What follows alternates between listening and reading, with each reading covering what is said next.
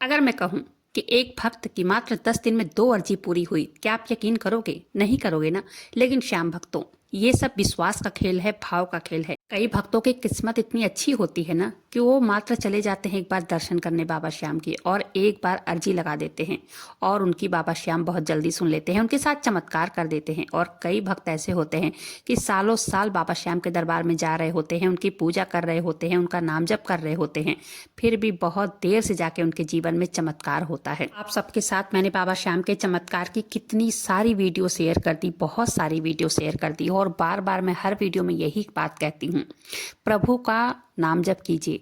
किसी भी तरह की कोई भी परेशानी है, एक अर्जी लगाइए, खुद ब खुद ये अनुभव हो जाएगा और ये चमत्कार आपको खुद ब खुद देखने को मिलेगा कि बाबा श्याम कैसे कैसे चमत्कार करते हैं और कितना जल्दी चमत्कार करते हैं। आज की जो चमत्कार की कहानी मेरे पास आई है वो भाव की कहानी है, विश्वास की कहानी है, आस्था से भरे एक भक्त की कहानी है। ये कहते हैं, दीदी मैंने मात्र एक बार अर्जी लगाई थी और मेरी 2 मनोकामनाएं 10 दिन के अंदर पूरी हो गई। आगे ये भाई बताते हैं कि मैं बाबा श्याम का भजन तो 2-3 सालों से सुन रहा था, लेकिन बाबा श्याम की शक्ति का अंदाजा मुझे नहीं था। लेकिन मैं आपके चैनल के वीडियो आज पिछले 4-5 महीनों से देख रहा हूँ। आपने कई सारे चमत्कार की कहानियां जो शेयर किया था, वो कहानियां मैं देखता था, जिससे मेरा विश्वास बढ़ता चला गया बाबा श्याम के ऊपर। दीदी हम 2 भाई और एक बहन हैं, हम लोग यूपी के प्रतापगढ़ के रहने वाले हैं। ये कहते हैं कि दीदी हमारे यहाँ इतना खेत नहीं था, खेत बहुत कम थे, जिसके कारण खेतों में जो अनाज होता था उससे हमारे पूरे साल का गुजारा नहीं हो पाता था। मेरी एक बहन थी जिसकी शादी पापा ने कर्ज लेकर कर दिया था। घर में खाने को अनाज नहीं रहता, गांव से रिश्तेदारों से कर्ज लेकर के कैसे घर का गुजारा करते थे। कर्ज इतना हो चुका था कि कर्जदार घर तक आते थे, गालियां देकर चले जाते थे। रिश्तेदारों के फोन आते, वो भी 4 बात सुनाते थे। श्याम भक्तों, जब व्यक्ति के पास सारे रास्ते बंद हो जाते हैं, एक ही रास्ता तब खुला होता है, वो है हारे के सहारे का दरबार।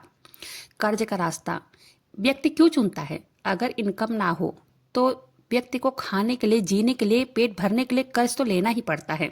और इस उम्मीद से कर्ज लिया जाता है कि आज नहीं तो कल जब मेरा काम चलने लगेगा, या तो जब मेरी खेती बाड़ी अच्छे से होने लगेगी, मैं इस कर्ज को चुका दूंगा। लेकिन फिर होता क्या है, कर्ज का बोझ किसी व्यक्ति पर अगर एक बार लग जाए ना, तो उसको उतारने के लिए दूसरा कर्ज, और दूसरा कर्ज उतारने के लिए तीसरा कर्ज। इसी तरह से कर्ज का बोझ जो है बढ़ता ही रहता है। उसके चक्रव्यूह में व्यक्ति फंसकर रह जाता है, और यही हुआ था इस भाई के साथ। ये भाई कहते हैं, दीदी मैंने तो ग्रेजुएशन कंप्लीट कर लिया था, लेकिन छोटा भाई मेरा पढ़ रहा था।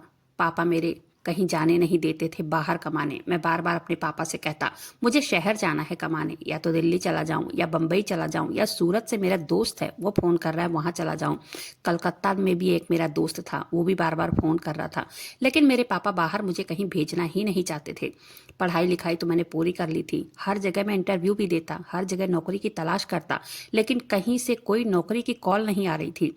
रोज रात को सोता था, सारा दिन मेल चेक करता था इंटरव्यू दे के आने के बाद, लेकिन कोई ज्वाइनिंग लेटर नहीं आता, कोई उसका रिस्पॉन्स ही नहीं था। मैं बहुत परेशान था, सारी सारी रात मैं सोचने में बिता देता था क्या होगा, कैसे होगा, क्योंकि घर का बड़ा बेटा मैं ही था। मुझे कुछ समझ में नहीं आ रहा था कि क्या होगा, कैसे होगा। लेकिन एक दिन आपकी वीडियो मैंने देखी थी, उसमें आपने कर्ज वाली अर्जी के बारे में बताया था। आपने एक नहीं 2-3 वीडियो में बताया था। मैंने सोचा जब ये इतना कह रही हैं तो एक बार मैं भी लगा कर देखता हूँ, और मैं भी कर्ज वाली अर्जी लगा दी। एक प्लेन पेपर ले लिया और अर्जी के बारे में जैसे जैसे आपने बताया था बिल्कुल वैसे ही मैंने लगा दिया था। उस अर्जी में मैंने सबका नाम लिखा था, जिससे भी मैंने जितने पैसे उधार लिए थे, या पापा ने जितने पैसे उधार लिए थे, किसी का 500 रुपए भी था ना, उसका भी नाम मैंने लिख दिया था उस अर्जी में। 500 रुपए था, 50 रुपए था, किसी का 100 रुपए था, सब नाम मैंने एक एक नाम के सामने मैंने अर्जी लगाई थी। जैसे आपने बताया था बिल्कुल सेम टू सेम वैसे ही अर्जी मैंने लगाई थी। और बाबा श्याम के मैंने अपने घर के मंदिर में ही रखकर उसकी पूजा करने लगा था, और बाबा श्याम का मुझे बुलावा भी आ गया। ऐसे ही एक रात बात करते करते, पापा मम्मी और भाई से बात करते करते अचानक से प्लान बन गया, और 1 हफ्ते के बाद ही हम पूरा परिवार चले गए खाटू धाम। बाबा श्याम के मंदिर पहुंचने के बाद मैंने वो अर्जी बाबा श्याम के मंदिर में बांध दी, और बाबा श्याम से अपने मन की सारी बातें कही। हे बाबा श्याम, मुझे नौकरी दिलवा दो। हे बाबा श्याम, बहुत कर्ज चढ़ गया है, कर्ज उतार दो। जो भी मेरे मन में भाव था मैंने सब कुछ बाबा श्याम से कह दिया। और खाटू धाम से आने के बाद मैं रोज बाबा श्याम की पूजा करता, रोज उनको एक चुटकी पूजे के दीपक में हल्दी डालकर जलाता, रोज प्रार्थना करता, रोज अपनी परेशानी बताता, रोज उनका नाम जप करता, रोज उनके सामने बैठकर उनके सामने रोता था, प्रार्थना करता था कि हे बाबा श्याम, मुझे कहीं से नौकरी दिला दो, कोई काम धंधा करूं, क्योंकि घर में एक एक पैसे के लिए तंगी बनी हुई है। ये कहते हैं दीदी, अचानक एक दिन मेरा एक दोस्त मेरे घर आया था। उसी ने बताया था कि नोएडा में काम है और कंपनी में काम है, अच्छी सैलरी है। मैंने अपने पिताजी से जिद करके नोएडा आ गया अपने दोस्त के साथ। यहाँ पर मैंने भी इंटरव्यू दिया, मेरे दोस्त ने भी इंटरव्यू दिया और मेरा सिलेक्शन हो गया, मेरी नौकरी लग गई। बाबा श्याम की लीला बहुत अपरंपार है।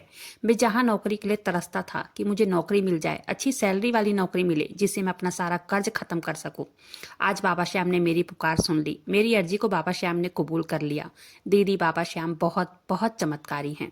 आज मैं अच्छा कमा रहा हूँ, गांव में भी पैसे भेजता हूँ। बाबा श्याम ने मेरा जीवन बदल दिया। श्याम भक्तों, आज से, अभी से बाबा श्याम के चरणों में समर्पित होकर अपना कर्म कीजिए। उनसे बस एक ही बात कहिए कि हे बाबा श्याम, मैं आपके चरणों में आज से, अभी से समर्पित हो रहा हूँ या हो रही हूँ। मेरे लिए जो भी अच्छा होगा आप कीजिए, और उन पर विश्वास, भाव, श्रद्धा रखकर रोज उनके सामने एक दीपक प्रज्वलित करके भोग लगाइए। उनके मंत्रों का उच्चारण कीजिए, उनके सामने बिना किसी लालच के सच्चा समर्पण कीजिए। वो बहुत बड़े दानी हैं। अगर कोई भी आपकी मनोकामना है, कोई भी परेशानी है, कर्ज है, कुछ भी है, उनके नाम का एक अर्जी लगाइए और बहुत ही विश्वास के साथ अर्जी लगाइए।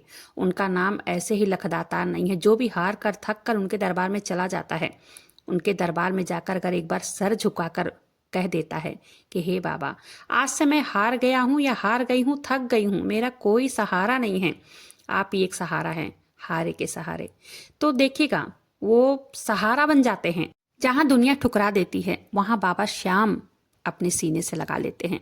बस मैं यही आप सबसे बार बार कहती हूँ कि कोई भी उपाय कीजिए, कोई भी अर्जी लगाइए, तो बाबा श्याम के ऊपर पूर्ण, मतलब सच्चा समर्पण करके लगाइए, उनके ऊपर पूर्ण विश्वास करके लगाइए कि हाँ, अब मैं अर्जी लगा दिया हूँ या लगा दी हूँ, मेरी अर्जी अब कबूल होने वाली है। मतलब जिस परेशानी के लिए आप अर्जी लगा रहे हैं, आप ये अपने मन में मतलब ये सोचिए कि हाँ, ये मेरा काम अब बनने ही बनने वाला है, क्योंकि बाबा श्याम की अर्जी कभी खाली नहीं जाती है, अगर सच्चे मन से, सच्चे विश्वास से लगाई जाए तो। कहते हैं दीदी, मेरी नौकरी लग गई, मैं काम कर रहा हूँ, अच्छा पैसा कमा रहा हूँ, लेकिन अभी कर्ज थोड़ा सा बचा हुआ है, सारा कर्ज अभी नहीं उतरा है। लेकिन कभी भी अगर मुझे जरा सा भी मेरा मन गिरता है, मैं लोगों के साथ हुए बाबा श्याम के चमत्कार के वीडियो को सर्च करके सुनता हूँ, देखता हूँ। इससे मुझे मोटिवेशन मिलता है। मैं सोचता हूँ कि नहीं, मैं हार नहीं मानूंगा, मैं बाबा श्याम की पूजा करूंगा, बाबा श्याम का नाम जप करूंगा। अगर इन सभी लोगों के साथ बाबा श्याम चमत्कार करते हैं तो मेरे साथ क्यों नहीं करेंगे। मेरे जो कर्जदार परेशान कर रहे हैं, एक न एक दिन ये कर्ज भी मैं पूरा चुकता कर ही दूंगा, क्योंकि पहले कर्ज पे कर्ज चढ़ता जा रहा था, अब है कर्ज उतरना शुरू हुआ है। अब कर्ज लेने की जरूरत नहीं पड़ती है। धीरे धीरे करके हर महीने थोड़ा थोड़ा कर्ज मैं चुका ही रहा हूँ। पहले घर में खाने को राशन नहीं आता था, अब तनख्वाह से ही राशन आ जाता है। धीरे धीरे करके कर्ज भी चुक रहा है। ये कहते हैं दीदी, पहले मैं परेशान था, समझ में नहीं आ रहा था कि क्या करूं, कैसे करूं, कहां से करूं, मेरा मनोबल टूट रहा था। लेकिन अब मन में ये तसल्ली है, शांति है, श्रद्धा है बाबा श्याम के प्रति कि अच्छा करेंगे, बुरा करेंगे, जो भी करेंगे बाबा श्याम करेंगे। पहले की तरह मन में घबराहट नहीं है, पहले की तरह मन में बेचैनी नहीं है। अब बाबा श्याम पर निर्भर हूँ, बाबा श्याम के ऊपर विश्वास है कि बाबा श्याम मेरा हाथ कभी नहीं छोड़ेंगे। जो ये भी कर्ज है वो धीरे धीरे करके बाबा श्याम की कृपा से खत्म हो ही जाएगा। बाबा श्याम के दरबार में मैं एक बार गया हूँ, पहली ही बार मैंने अर्जी लगाई थी, जिससे मुझे नौकरी मिल गई और धीरे धीरे करके खर्च खत्म होने लग गया।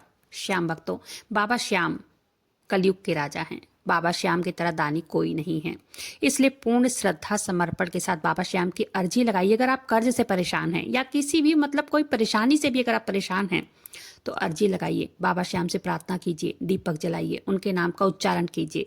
इस भाई के साथ हुई चमत्कार की सत्य कहानी यहीं पर समाप्त होती है। उम्मीद करती हूँ कहानी मतलब वीडियो पसंद आई होगी। वीडियो पसंद आई हो एक लाइक कीजिएगा, चैनल को सब्सक्राइब जरूर से कीजिएगा।